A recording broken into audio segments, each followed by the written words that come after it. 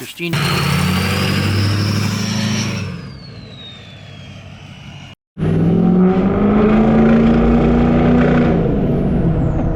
And then this.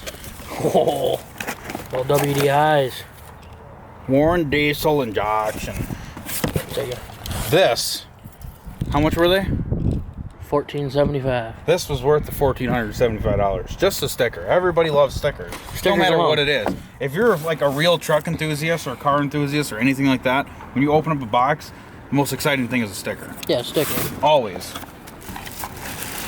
So these are 205 30. 205 30s. Yeah. Smells like diesel. Look at the nipple on that boy. Nipples. All right, welcome back to the channel, everyone. If you are new, hit that subscribe button. If you are already subscribed, welcome back to the channel. It has been a minute since I've uploaded, since I've really done anything. There has been so much stuff that has changed in the last, I don't even know when the last time I uploaded. I think it was maybe 2 months ago.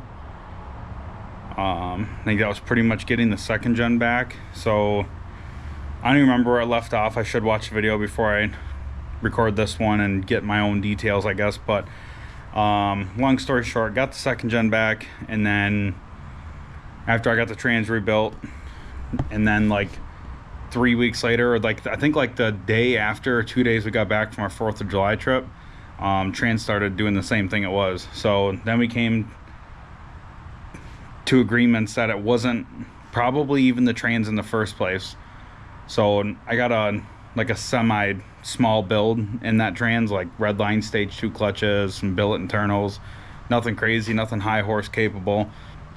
And then, like I said, you know, like a day or two after we got back from north, torque converter started locking and unlocking again. And as much I've gotten into the Cummins world, I never really knew how much of a problem second gen trans has had, or the electronics or wiring or anything inside them trucks could cause issues for the trans. So the trans shop had my second gen for like probably a month and a half, and he took off every ground, every connector, cleaned them out, greased them. Every single ground strap was taken off, sanded down, put back on. And I guess like after a month, you know, the battery kept dying. They had to reset it, you know, recharge it, and then it would finally like reset the computer. I guess anytime the truck would start to do, you know, the torque converter was unlocking and locking and overdrive, and it would shift fine first, second, third, and then once it like locked up and fourth, and then overdrive kicked in, it would just unlock, lock, lock, unlock, lock, the whole 9 yards. And pretty much at the end of the day, the guy like had it for a month, and then it was running and driving fine. He did everything he could, blew a brake line, all kinds of stuff. He called me one day and was just like, come get it. It's driving fine right now. And I drove it for a couple more thousand miles after that. It didn't do it. So I ended up selling the truck. I didn't really necessarily sell it for that reason. We have 3 kids. So my love for second gens is just going to have to hold off until my kids are old enough to get their own second gen, and then I can have my own again. Or have that second gen that I build as like a fun weekend toy truck, I guess. I don't know. So on top of the Cummins being gone, I don't know if this background looks a little different, but most of the stuff in it I'm sure is the same, but we actually ended up moving too. So yeah, within like the last 2 months, I've sold a truck, bought a truck, moved, got rid of some stuff, got some stuff. A lot of stuff is still the same. There's something sitting back there. You guys just seen it. I can't believe I actually found this thing. It's pretty crazy how it worked. We'll get into that in a minute, but let's kind of go over here real quick. So this is my, for some of you guys probably know, most probably don't, but this is my 78 Yamaha DT250 that I inherited from my grandpa. I've already stripped this bike down once, redid it this time. The first time it was pretty much just all like paint, polishing, cleaning up some stuff. Not really any brand new parts except for tires, chains, and sprocket. Or tires, sprockets, and a chain. Which we're going to get into this too in a couple of next videos, I'm going to assume. This whole thing's getting redone from front to back. Some stuff I can't get new, some I can. It's actually pretty hard to find OEM parts for this. Just even as simple as like a throttle cable. Almost anyone that you buy now has just one cable. I want to leave this thing oil injected. I want it to be as original as possible. This is another big thing I'm having an issue with, is finding certain wires and housings, and this cluster was actually snapped in half. So I'm gonna have to do some plastic welding there, because I really don't want to change anything on the miles or anything. We're gonna get into the motor, which I'm probably actually going to be dropping the motor off to somebody, a family friend of ours. He's real good with motors. I have faith in myself for this. I've done a couple, not as intense as what I want to do to this, and with all these kids toys in here, don't mix well with like transmission parts and bearings and cranks and rods and freaking pistons and rings. Not doing it. So ordering some parts for that tonight. This is like a whole nother series. It was pretty much supposed to just be like a filler over the winter time of not really being able to do much truck stuff, and so much stuff went backwards within the last year and a half. Like everything went backwards. So yeah, we're at the new place over here. Actually got quite a bit of yard and property this time. This isn't a forever home either. I'm sick of moving, but this isn't our forever home. I'm trying to go back north a little bit, get some property and some space, but get into this. So, or anyone who knows this channel, me or Justin, will know this truck. I sold this truck like a year ago, and I traded it in on that 17 F-150, the EcoBoost, that I only posted one video because I only had it for like maybe 2 months. It just wasn't what I wanted. Right now I wish I would have kept it because of where I went with it and the trucks that came in my life and all the problems I've had afterwards. But Justin actually showed me a clip of a loud turbine on a 6.0. So I'm like, you know what, going on Marketplace again. I didn't plan on buying a truck until like next springtime, and the first thing that popped up on Marketplace, I didn't even type powerstroke 6.0, nothing, rusty bucket, 6 liters, freaking coolant problems, didn't even type any of that stuff in, and this was the first thing that was on Marketplace, just chilling in the top left. So for you guys who don't know or do know, this was mine and Justin's old 6.0. He bought it like 3 years ago. I bought it off of him like 2 years after he owned it. I had it for like 5-6 months, and all I did was put money into this thing. Front end almost killed me. I had a tie rod snap on me on I-75 doing like 80, and I had no steering wheel. But yeah, so we'll just kind of run into it really quick. This is an 05 6.0 with 259,000 miles on it right now, and I got it fairly cheap. And guess why I got it fairly cheap? She definitely needs head gaskets. It's got big turbo, big injectors. It's got a KC stage 3. It's got 205/30 Warren injectors in it. I put this coolant filtration kit on when I had it. Justin bought this truck bone stock besides like a Fickum upgrade, and I think it had block off plates in the EGR. But we pretty much did everything else. We put the turbo in, I put the injectors in, I put the turbo in. Justin paid for it all when he owned it, but we put the intercooler pipes on. The kid who I just bought it from put a radiator on. I'm gonna guess that it probably blew apart from too much pressure. He put this degas bottle on here. I don't know what brand it is. It's probably like an eBay or an off-brand or something, but you guys can see over here, it's just doesn't really want to drink anything. It just wants to throw it up. And I did have it cracked just a hair to try to relieve some pressure, but when I came out here today, this upper radiator hose was completely collapsed. There's no head suds, nothing, so we're pretty much just running big turbo, big injectors on a stock 6.0, which stock 6.0s aren't really that reliable in the first place, so putting all that on there did not help the situation, but I said screw it and wanted to have fun. Yeah, I put this kit on. I don't really think it's got an upgraded Fickum. It's got the yeah, the newer style Fickum in them. I can't remember what the voltage or what all that stuff was. I think it's like a 48 volt thickum, or I don't know. I can't remember all that. I think this might have actually rattled out of here, unless that one, yeah. So we actually had a bolt rattle loose on us, and I ended up stuffing that in there like a long time ago.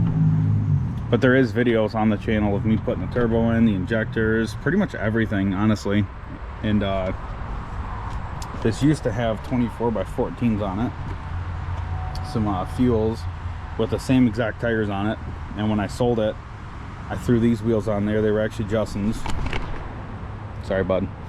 Stole them from him, threw them on the truck, traded in with some really nasty tires on it, and he put these brand new Hyetas on there. These are a 22x12. We put Bilsteins on it. It's got some like eBay 08 and up mirrors on it. We put those on. Got the pretty much everything white on it. It's pretty much the exact same truck, just in a lot worse condition than it was. This bed was not rotted out in that spot when I sold it. This bed is completely, she bounces. It's like a trampoline for a 6.0. Rockers and cab corners are pretty much shot. This one's not that bad. It's got a 5-inch all the way back. It does have a fast system in it. Put that in. It's got a Beans sump kit, I believe, in it. But you guys can see how bad this thing is. It's pretty much done, but it is a Lariat. Got the heated seats, sunroof. I put this doubled in a long time ago, like right when Justin, shortly after he first got it. I have this off right now because there's it's got CarPlay, and the kid pulled the iPhone cord out the bottom. Yeah, 259 on the dash. Interior is actually not in that bad a shape. I think my kids might have spilled some stuff back there a while ago, but yeah, got this thing back. There's it's got the Mick tuning rock lights on it. They sent those to us. We did a little video for them. Shout out to them, thank you. What else? Right after he first got it, I put glow plugs in it and new relay. It's got the fuel spring in there. We did that. But so pretty much the plan with this thing is I found this thing, got it fairly cheap. I got it cheaper than like what 3 of the parts costed on this truck. So the plan with it is, obviously it needs head gaskets. I drove it like 10 miles home after I bought it, and it was already leaking, so they're like definitely shot. But what the plan is I want to find pretty much the same exact truck. I'd like to find an 05 to 07 roller cab, cab and bed, just a cab, roller, whatever, it doesn't matter. But I want to pretty much, or lift this cab off, take the bed off, pretty much find another 4-door short bed truck, and we're gonna drop that on top of this truck. And then while it's off, we will do the head gaskets, studs, send the heads off to get machined, and probably do fuel return. Pretty much whatever we can do to like handle the turbo and injectors is what we're gonna do. This might be a 6-month project, a year project, 2-year project, I don't know. So really quick, I was gonna end the video there. A couple little updates. It's been maybe a week since I recorded the first part of this video. So a couple change of plans here. Things are gonna probably happen a lot sooner than I intended, maybe even sooner than I wanted. I kind of wanted a little bit more time to deal with what we're about to deal with, but I'm trying to get this garage organized and cleaned up. Went to the junkyard, found a couple rust-free gates that some people left behind, so these are up for sale. Got a ton of parts. That box is all the stuff for my 78 Enduro Canarf. Random parts, old trucks and stuff I probably honestly just gonna throw away. I've had a lot of this stuff on Marketplace for a long time, and nobody's wanted anything. Got some stock 3rd gen coils, pillar gauges, 2nd gen, some projector and like retrofitted Harley headlights for a 6.0, which we tried to put them in this when I first had this truck, but it was like adapters on adapters and ballast because they're set up for like a H1 HID or whatever. So trying to get all this organized and cleaned up right now. just kind of started to get tools and stuff put away. Got rid of one toolbox. This one should be going bye-bye. I want to get just my one stand up so I can keep all my stuff organized and less space. So I'm trying to do that, and I actually been driving this thing around. You know, the thing with these trucks is you overfill the degas bottle, it'll start to push coolant out, and I think that's what happened with the kid. Head gaskets are blown for sure, 100%, but I kind of let the, sounds dumb, but I kind of let the coolant just drip out to a point to where it wasn't dripping anymore, and I checked and there's still coolant in the truck, so it wasn't overheating. You know, everything's getting lubricated still. And yeah, I put like maybe 300 miles on this truck already. And Beans, if you're watching, I know you had the pedal a little bit too hard, but it's okay because we both knew it was broke. I went into this knowing that it was broke, and if that's why I don't really care. But let Justin use it to go pick up some wood, and said he heard a big pop, drove it, came back like an hour later. I was over here playing cornhole in the backyard, look over, and it's just pouring coolant out from underneath the truck. So I think it cracked the radiator somewhere. But what we're gonna do, it'll be the next video after this, won't be in this one. We're gonna pull the bed off, get that out of the way, and then I'm gonna start going under the hood and starting to disconnect and get rid of some stuff.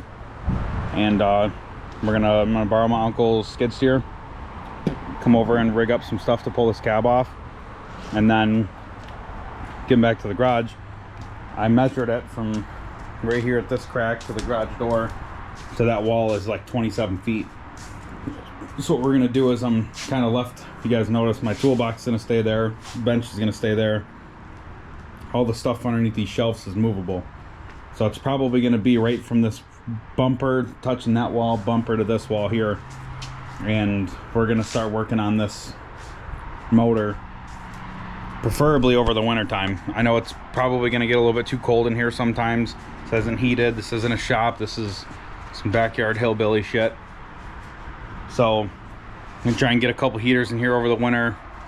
A lot of the stuff will probably be on weight for parts. You know, I'm not rich, so I'm not just gonna be building a 700 horse motor, 800 horse motor here. This is just gonna be kind of like going as I go thing. But I got some of my buddies, they got parts and shit that I need, so probably the only thing new that we're gonna buy on this is top end, you know, upper end kit, top end kit. Definitely want all new gaskets for sure, but got some people who got some other stuff I'm gonna take. But the reason you don't have to take the bed off to get the cab off. The bed's shot, as you guys can see. There's 4x4s holding up one side, and this side's done. So this bed will be coming off. It ain't worth putting bed rails on. It's all, you know, rotted here, and the back tailgate's done. Corner of the bed over here shot. But you guys can see there's some wood in there. So that's pretty much kind of where we're at with it. Like I said, I'm gonna start by getting this bed off first, because I'm thinking that if the bed's off, you know, we're not using a engine hoist to lift this, or not engine hoist, a car lift to get the cab up off here. So I kind of want as much room to come backwards a little bit as possible, instead of trying to lift the cab up and then pull them, you know, roll the truck out from underneath it. Thinking if maybe we can get it up high enough over the front, then we'll be able to kind of bring the cab back over the frame and then kind of have a little bit more wiggle room with it. So the cab's coming off. It's most likely not going to be this cab going back on here. This cab is, wouldn't necessarily, I've seen a lot worse. It's not 100% shot, but it's not worth doing all this work to put it back on there. So once it's off, you know, we're going to do quite a bit of stuff underneath here.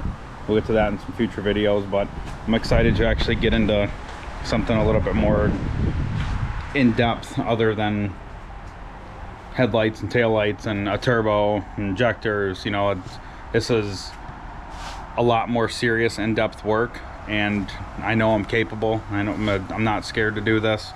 I'm nervous as it being my first 6.0 that we're going to do this to. I did the turbo and injectors and stuff on this. I've never started one. Internally, I haven't really done much to them, but if I didn't feel comfortable doing it, I wouldn't try to do it, because I know it's a lot of work. And it's kind of like a test for me in a way too. If I can't do this, then I don't really have desire to do much, because I don't want to ride around a truck that somebody else has done up for me. I'd like to be able to say that I've done it myself. So enough rambling on. I'll get to the end of this video, and yeah, we'll see you guys here probably, I'm gonna guess probably not in a week. I'm gonna come out here and work on it every day, so it might take a little bit of time for me to upload a video that I want. Yeah, I guess just stay tuned, and if you guys like the video, no, it really wasn't much, smash that thumbs up button, drop a comment below. If you're not subscribed, subscribe to the channel, and I'll see you guys in the next one.